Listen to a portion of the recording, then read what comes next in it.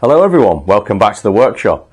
Today we are back on with Project Ariel Bantam and we are going to delve into the engine. It's over there and it's looking at me. Well, you know, it's a second-hand British engine bought from a bloke in a shed. What can possibly go wrong? Quite a lot, I would think. Anyway, we're not going to find out standing here, so let's go and do some work. Right, well, straight back into it. And I say straight back into it because it was only yesterday that I finished filming the tapered roller bearing video, but it depends when this video comes out, doesn't it really, I suppose, for you guys. Right, what am I doing?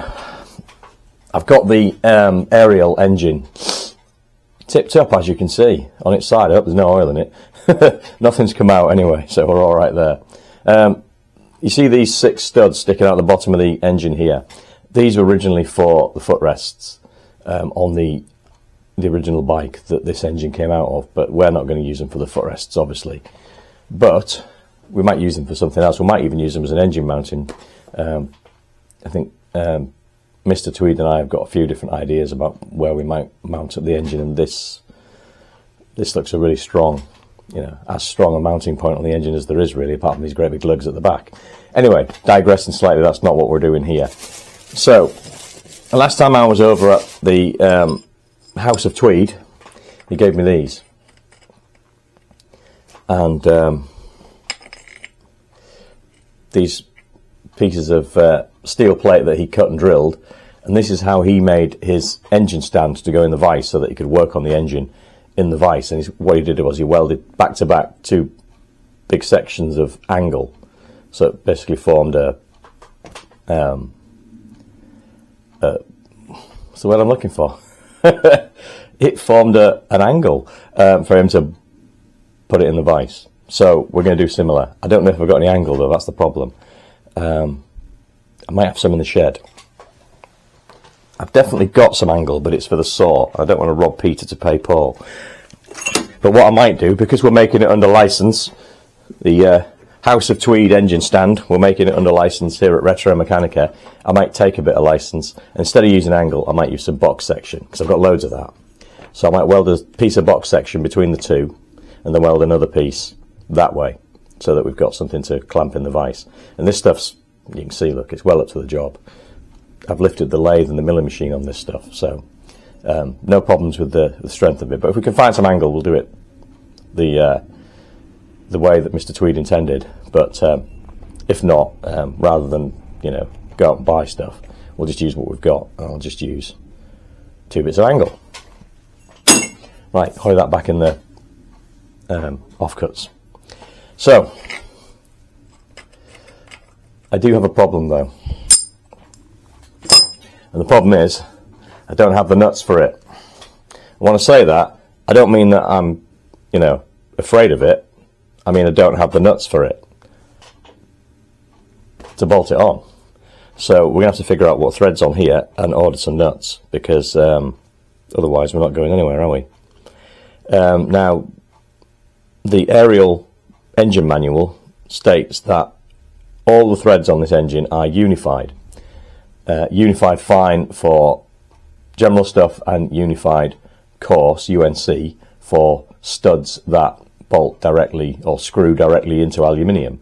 So that means that these must be UNF on the outside and UNC where they go into the aluminium. So we need to know what size they are. So I've got my set of unified thread gauges, manufactured by Messrs Moore and Wright of Sheffield, England, and we're going to have a go, see how many threads to the inch. I'm going to make a hazard a guess at 26, but I might be wrong. So let's start off at 26, and if it isn't that, we'll go down, because it's quite a fine thread. Right, 26. I'm going to take my glasses off for this because I won't be able to see otherwise. Right, it's not 26. Incorrect. Is it 24?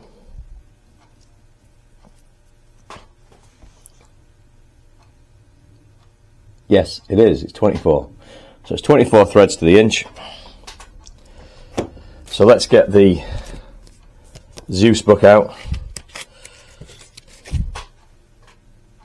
Zeus book, in case you've not seen one before. Data charts and reference tables for drawing office, tool room and workshop. There you go. Get yourself one of these. Very, very handy. Loads of information that, you know, you can just have to hand in your workshop. In here somewhere is various different threads, sizes. Here we go. UNF, fine thread series. So, there's a couple of threads that could be, a couple of sizes rather, that could be in 24 UNF. It could be 5/16 or it could be 3/8. And I'm going to say that it's probably 3/8 because it's more than 0.31. I would say it's more like 0.375 looking at it. So let's get the caliper, measure the major diameter, and then we'll know for sure, won't we?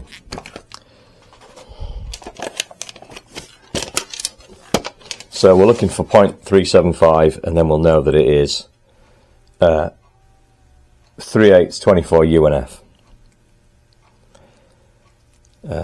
Go from millimeters to inches. Right, okay. So I'm just going to take a measurement. 3725. Yeah, so that's what we're 3/8, aren't we? Taking into account variations, a bit of wear and tear. 366. 370. 3750. So yeah, it is indeed 3/8 UNF. So I've got to order some nuts now. Order some nuts so that we can, well, we can manufacture the engine stand, can't we? Or the engine plate, whatever you want to call it. We just can't fasten it onto the engine yet and put it in the vise. But there's other things we can do. There's other bits and pieces we can do on this engine on the bench, so it's not going to slow us down. So I will get it the right way up and we'll start working on the engine. And I will make this, excuse me, losing my voice a bit. I will make this off camera. You can see the finished result, but you don't need to see me hacking and sparking and trying to glue with fire.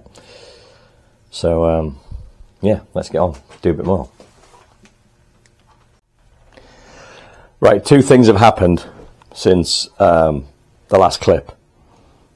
I've ordered the nuts, so they're on their way, and I've ordered some, excuse me, I've ordered some angle because I decided that doing it with the box section just was not going to be as good as Tweedy's method. So we're going to stick to the original patented Tweed's Garage method of using angle. So I've ordered some of that as well. That'll be here later in the week. But in the meantime, let's delve into it. What's that behind there? Don't know. Tractor going past outside. It's gone. Right. So I think first of all, we'll whip the generator cover off, the alternator cover, and I've had this off before. So to turn the engine over because I wanted to check if the engine would turn and it wouldn't, and then I put some Rockies down the spark plug holes, left it for well, I just left it overnight, and then the next day I managed to get the engine to turn. So I imagine that the piston rings were just rusted to the cylinder walls just from lack of use. So let's whip this off. You can have a look in there, and then I think we'll take the heads off because I've not had the heads off yet. They are, well, that one's loose anyway, so someone's been in there before. Do you know what I'm going to put a pair of gloves on because it's minging. So let's put a pair of gloves on. Excuse me.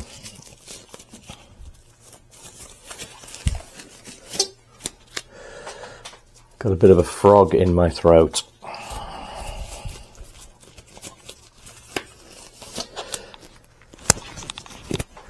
But I've got a cup of tea, so that'll help, won't it? Look, in my I Love My Lathe mug that my brother got me for Christmas about, it's got to be 7 years ago.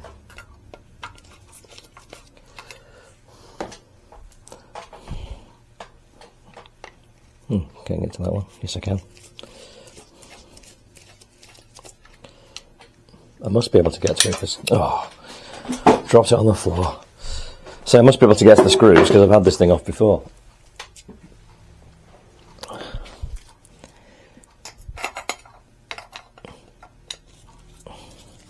It's just my incompetence rearing its head. Right, okay, 3 screws and a cable and a thing that resembles used chewing gum, which is in fact the remains of the rubber grommet that was in there. Let's pull all that. It's all sticky and horrible. I'm glad I put the gloves on.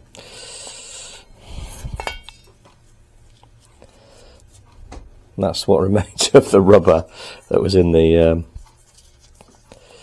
going to have to pull these connectors off, as we'll never get the wire through the hole. Can't get through there. That's it. Right, so that's off. Put that in the bin. So look at the alternator. It looks alright, doesn't it? Doesn't look bad. Actually looks as though it would go, you know, like it would work. But I don't know if you can see this nut from the distance that you're at. I might have to do some close-ups with my phone and then just sort of splice them in. Yeah, this nut looks as though someone's had a chisel on it. There's a big sort of chunk missing out of there. In fact, a whole corner missing there. Let's grab a spanner. I think it's that one. I think it is 3/4. Yeah. As you can see now, the engine turns, which it didn't before when I first got it. So the Rockies must have got in between the rings and the cylinder walls and done its magic. So that's good. So I think we'll whip the heads off. It's not going to fall over. Just make sure it's not going to fall over. We'll whip the heads off and have a look at the pistons, because now we can move the pistons up and down the butt, or we can actually have a butcher's at them, can't we?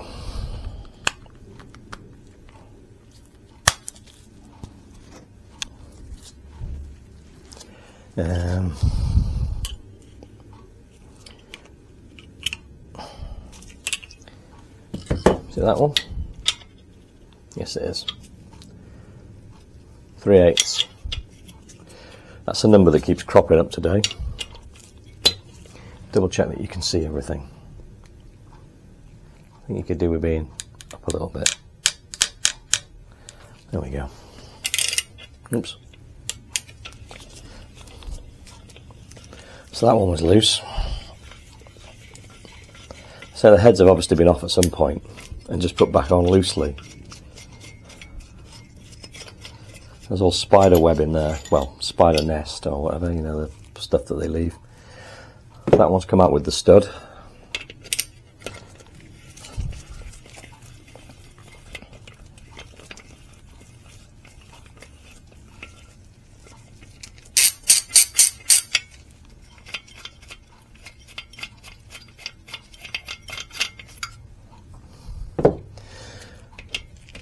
That one's come out on its own.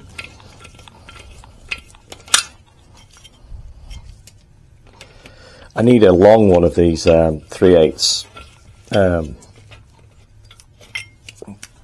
hexagon sockets. I need one with a really long bit in it, because the crankshaft, the bolt that holds the two halves of the crankshaft together that you have to get down the middle of the crankshaft to get to remove, is from what I've been reading, the same size as the cylinder head bolts. So I need to find a really long one of these so that I can get down there. It's no good just using an Allen key. I mean, we'll probably get it undone with an Allen key. When it comes to torquing it back up again, whoa, it's alive. We need a yeah. When it comes to torquing it back up again, we're going to need to be able to put a socket on it. So there's the cylinder head, first one removed. Not bad, it's pretty clean actually. And there isn't any, doesn't look as though there's any damage. no gasket, and no spigot. It's not a spigot mount. As you can tell by the way it made a break for freedom. Washer. Alright, there's a bit of muck on top of the piston, bit of debris. Let's wind it over and see if we can get it out without dragging it down the side of the barrel. Oh no, don't do that, don't do that, don't do that.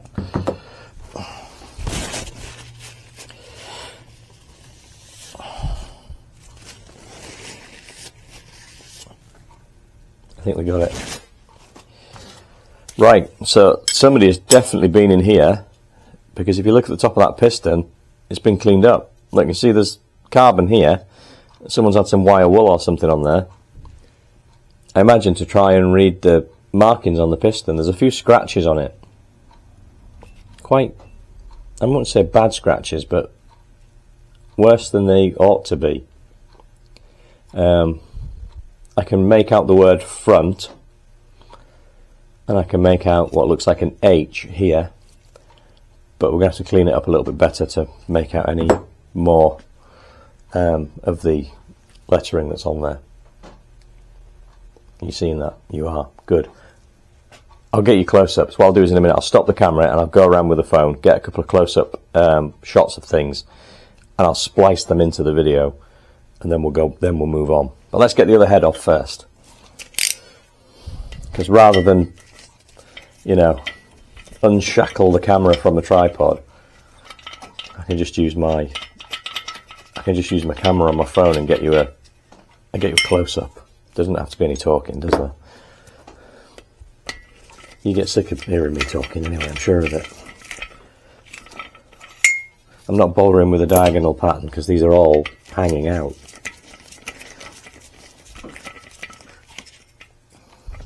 And I don't mean going down to the local watering hole and having a bit of a chit chat. I mean hanging out. Right, I'm not going to get caught out twice with slip sliding cylinder heads.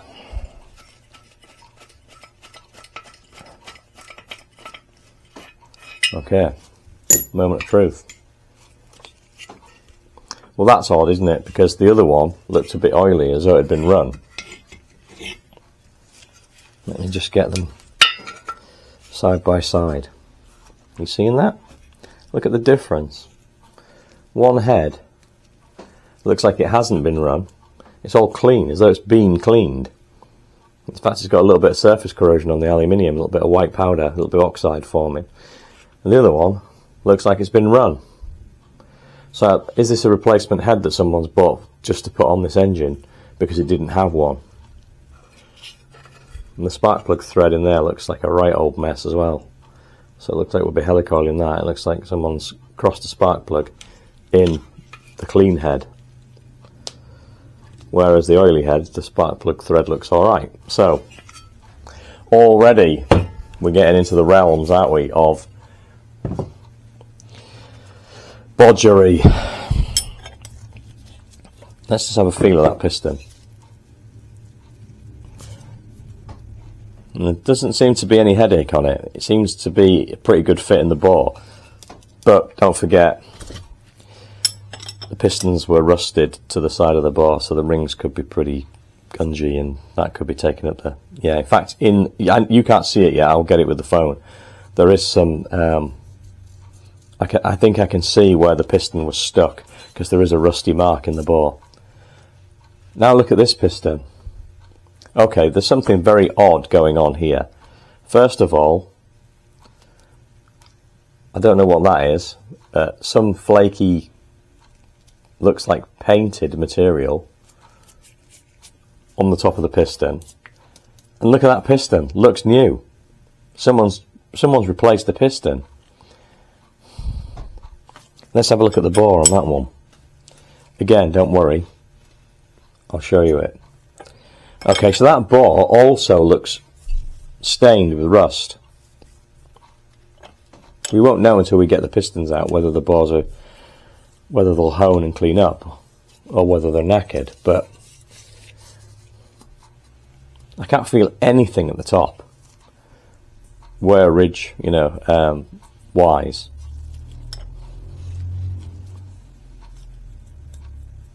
No, I can't feel anything on that one either. So we've got a mucky piston that looks like it has been run, with a head that looks like it has been run, although it has been cleaned up, probably for somebody to read the size, I would think, which we will have a go at doing. We've got two bores that look as though they have been left dry and they've got some rust on them. And then we've got a piston that's got headache, would you believe? So the piston that's looks like it's been run hasn't got any headache, and the piston that looks like someone's put a brand new one in is like a you-know-what in a bucket. You can hear that, can't you, on camera? And that piston says standard on it. So that's a standard size piston. We need to figure out what size that is because I can't read it at the moment. So that's got what looks like a brand new standard piston in what looks like a worn bore. So, yeah. Weird. I don't want to run them up and down too much because if there is rust, we're going to just drag it up and down the bores. So I think we need to clean that piston up a bit more and just see what it says on there. But before I do that, I'm going to turn the camera off and I'm going to get you the promised close-up shots. So stand by for that. Close-up of the alternator bolt, showing some signs of abuse. Moving up to the pistons.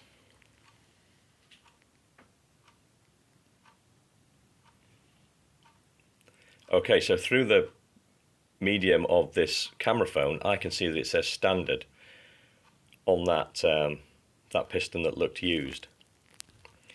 So the camera phone has actually made that stand out. I'm just going to move it down in the bore for you.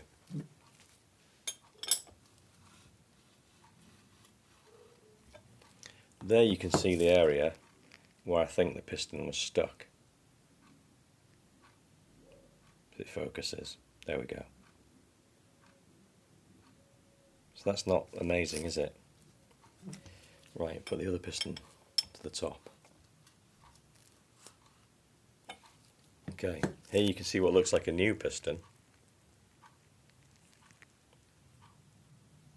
And it says standard on it as well. And as you can see, a rattly fit. Let's drop that one down so you can see the bore.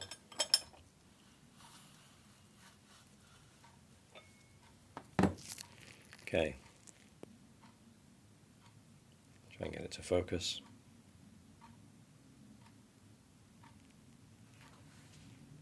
Is it going to? Not sure. Anyway, you can see there look, that there's some corrosion staining in there as well. There we go. Okay, so that's the close-ups so far. Okay, so you've seen the close-ups. If that little exercise worked, you've seen the close-ups. I think we're going to pull the barrels now. Excuse me, I've had a bit of a brush around because there was all kinds of leaves and bits and pieces scattering around. So let's pull this barrel, see what we've got.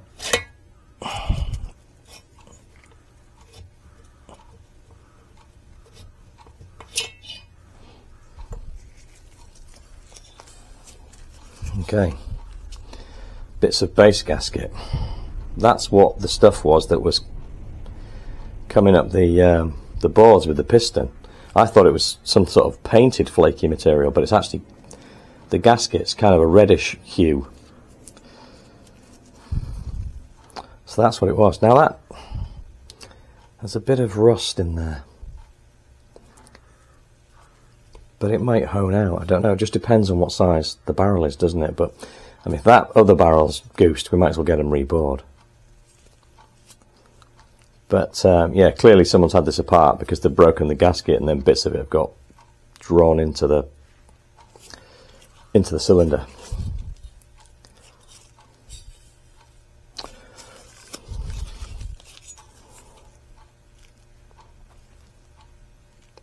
Bit of carbon in there, so it's obviously been run, hasn't it? I mean, clearly. When, we don't know, but it has been run. Right, so that's barrel number 1. Let's have a look at the piston rings.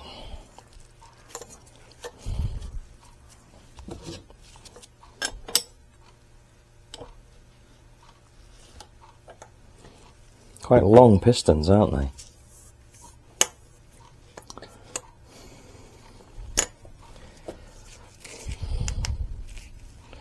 Oh gosh.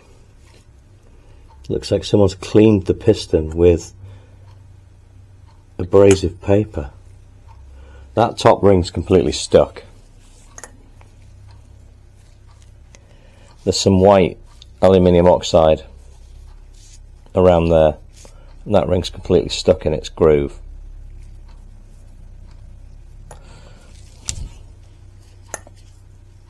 The lower ring's stuck as well, but partially stuck. Sorry about my head getting in the way, I just want to see what's going on. Yeah, so we've got stuck rings. But I'm not seeing any rust on the rings themselves. So if they were stuck to the side of the cylinder wall, it was only a, you know, very slight.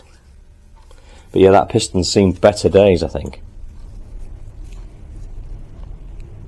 I mean, there's no serious gouging in it. We'll just have to do some measuring, won't we? It might go back, it might not. But, yeah, what am I saying? If we've got to reball this side, then, you know, it's not going back, is it? Right.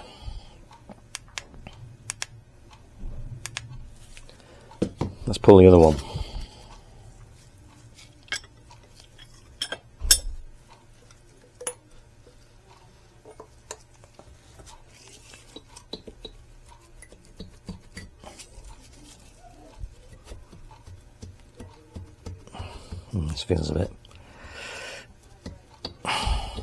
This feels a bit stiff coming off.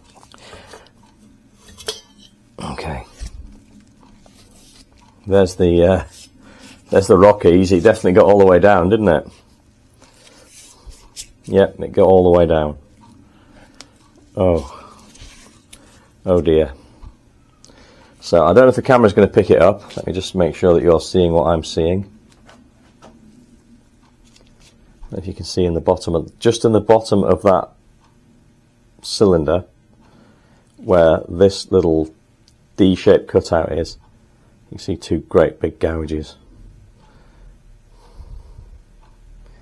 Is it focusing on that? Can you see that? Looks like someone's hit them with a chisel, or hit the cylinder liner with a chisel. So whether that will come out with a rebore, I don't know. Whether it will cause us any problems, if it doesn't, I'm not entirely sure.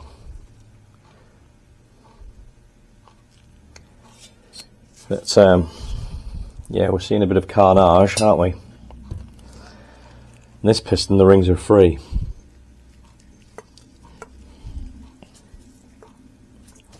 Let's have a look at this piston in greater detail.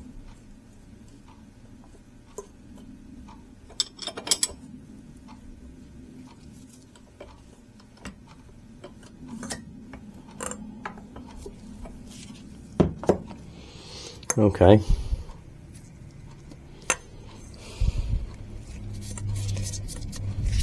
Good old Rockies. Let's give it a wipe.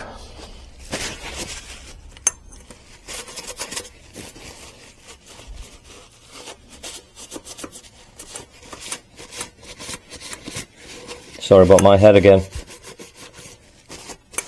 Yeah, I want to say this piston's not done any work since it's been fitted. I don't think it's been run. I think someone's bought an incomplete engine, perhaps, and stuck a bought a piston and a head and stuck it on there, meaning to do something with it at some point, but never getting around to doing it. I can see down into the crankcase.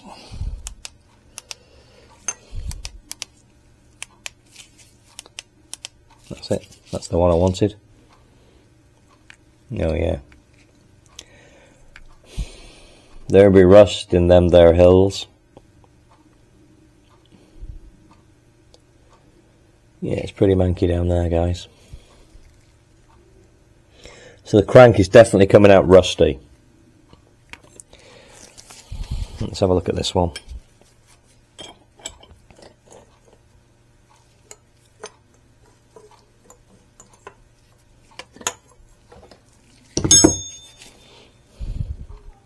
Okay, so that one's clean. Or certainly cleanish. So again, odd, isn't it? This side, the side that looks as though it's been run, looks to be in better condition than this side, the side that looks as though it's had a new piston and a new head, or a replacement head. We've got rust on the crank on this side. We don't on this side. We've got a new piston on this side. We've got a used one on this side. So I don't know. What's that great big hole there with a spider in it? A dead spider. Where does that go? That's not a transfer, is it? No. Those are the transfers. In the normal place, the way you expect them. I don't know what that big hole is there, but it's definitely got a dead spider in it. So there we go. I'm going to have a poke around in there, see what else is in there. See where it goes.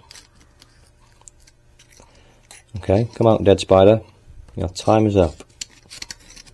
Okay, it doesn't appear to go anywhere. It's just a void. A void. Maybe it's what I should have done in the first place when I bought this engine. No, only kidding. Right, so that just seems to be a casting void. A dead spider repository.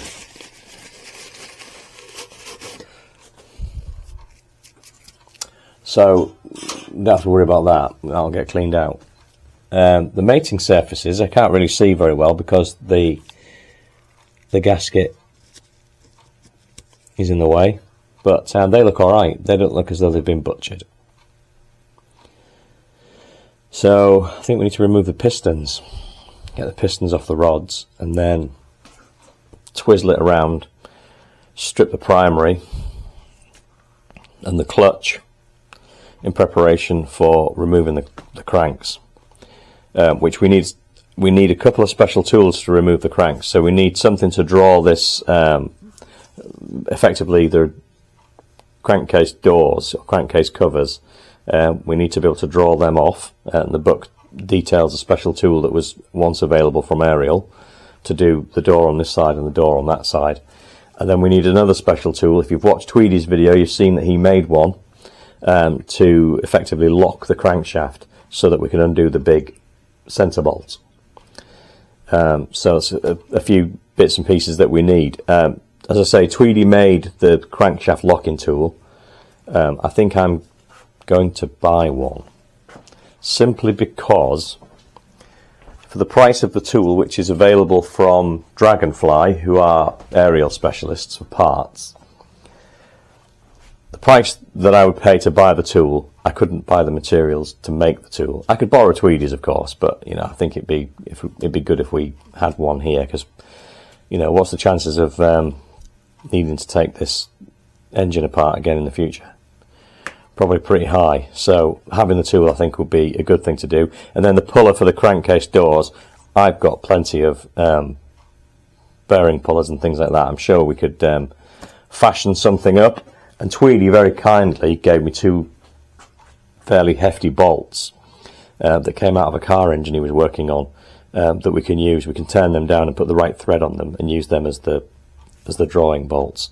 So I think we can probably get away with not buying the puller, but I think we need to buy the crankshaft locking tool. So there we go, because I think it bodes well to have one here for the future. So that's where we'll go to next. Whip the pistons off, do the twizzle it around, do the primary, and then I think that's where we'll leave it, because I want to make the stand to put it in the vise for when we're heaving on the crankshaft, I don't want to be heaving on the crankshaft on the bench, balanced on a piece of wood, and I need to order the tools as well. So there'll be a break for me, but for you it will just be, you know, the next clip with everything done, or at least with everything available. So yeah, I'm just going to switch you off, have a cup of tea, and then get back to it. Okay, you're back. What have you missed? Everything. I fixed it. I've been up the road on it. Where have you been? If only. Right, so I've removed the pistons. I decided I'd do that. And I found it again, a mixed bag. An absolute mixed bag. So on the side of the engine that I thought the piston had run, just pick it up carefully because I warmed it up to get the gudgeon pin out. Here's the piston that I think I'd run at some point, and as you can see there's carbon on the inside, and just a general sort of a little bit of scuffing, not much.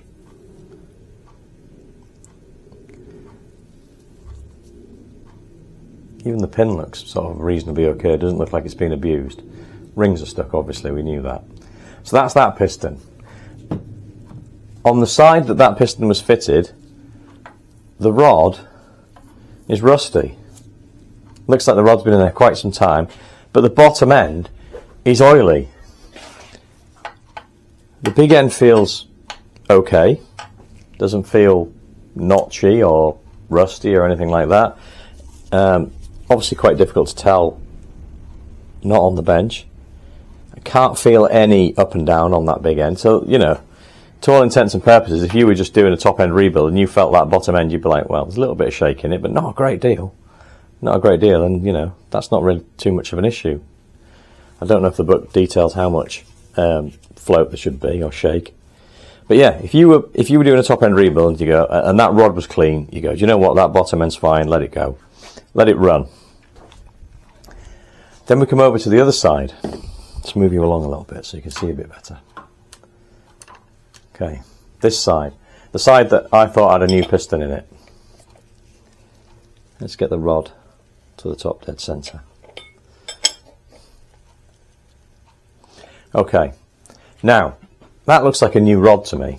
It looks new. It's not done any work. There's no carbon on it. The bush looks brand new. I mean, it's still shiny around the edges there. That is, to all intents and purposes, a brand new connecting rod. It's the same style of connecting rod as in that side, i.e. the tapered edge, the knife edge type of rod, and it's, you know, it hasn't been made to be like that. That is a factory rod. However, look down there. I don't know if the camera's picking it up. Let me see if I can get you a slightly better view by tilting the tripod. Water. So it looks as though someone's rebuilt this side with a new rod and then let it fill up with water, and consequently that big end is as notchy as old Harry, as good old Cliff used to say, God rest him. Notchy as old Harry. But I think it's a brand new big end because there's absolutely nothing on it at all. Nothing. But it's notchy because it's had water in there and it's let the, you know, the rollers have rusted. So it's probably scrap. So someone's completely wasted their money there. What a shame. I mean, we'll know more when we get it all apart, won't we? But what a strange contrast between the two sides of this engine. I can't really get my head around it. This side looks as though it's run. This side looks as though it hasn't. This side's oily and, you know, but has a rusty rod. This side is full of water but has a new rod. I don't get it. Anyway, strange things do happen when you start delving into British motorcycle engines. So there you go. I was half expecting to find that we had odd rods, because if you remember on Tweedy's video, which I'm sure you've watched, he had odd connecting rods. He had one I-beam pattern and one knife edge pattern, and I thought, what's the betting that I've got the other side of his crank and he's got the other side of my crank? But it doesn't appear to be the case, because we both got our engines from the same vendor. Doesn't appear to be the case at all. I've got two of the same style rods, one new, one old, but the new one's been left to rot. It's just madness. Don't get it at all. But anyway, I'm going to have a look and see how many minutes of footage we've got, because adding in the close-ups, I think that's going to be it for this one. I think I'm going to wait to get the stand made before I start stripping down the primary, because there's going to be some fairly tight nuts to undo, and I'd rather it wasn't flapping around all over the bench while I was trying to do it. So I know I said we'd get a bit further on, but I think we're going to leave it there. We've seen at least the top end, haven't we? We've seen a little taster of what we're in for. You know, I think it's all fixable. It's all fixable. But it does sort of boggle the mind a little bit that people let things get in that condition. But there you go. We saw that divot in the barrel as well, didn't we? That's another cause of concern. Whether or not, it looks as though someone's used a lever or a tool or something. Yeah, that's a better light to get it in. You can just see it here, look. Someone's been levering against it. I don't know. Something's happened. Whether it will affect us, I don't know. We might get away with that. You never know. With the rebore. It's not part of the swept volume. We might get away with it. Time will tell. Time will tell. Right. Well, we do appear to have come to the end of another one. Thanks very much indeed for watching. I hope that you've enjoyed it. We've had a bit of a delve, haven't we? And we found some stuff. We have definitely found some stuff. We can say that. Hopefully, most of it fixable. I think that, you know, I think that it is. I think with a bit of thinking and a bit of application, we can sort it out. Obviously, we've not got to the, you know, the bottom of it all yet. There's more to come. So I will get the tools that we need ordered, which is the long hex key, a long hex socket rather, for removing the crank bolt, and also the crank locking tool. So I need to get those items ordered, wait for the bits to come in to make the stand, and crack on, make that and get it in the vise, and then we can move on, do a bit more, find out what else is lurking in there. As I say, thanks very much indeed for watching. I really do appreciate it. Thank you to all of you subscribers. Quite a few new ones have come along, so welcome aboard. Thanks for signing up, and I hope that you're enjoying the project so far. And as ever, if you are not subscribed, please do come along and join the gang. We are a friendly bunch, and we don't cost you a shilling. So hit the button, ring the bell, and you know, help me to keep this going and keep YouTube interested in what we do. That's it then. I will say, mind how you go, and I'll see you on the next one. Bye for now.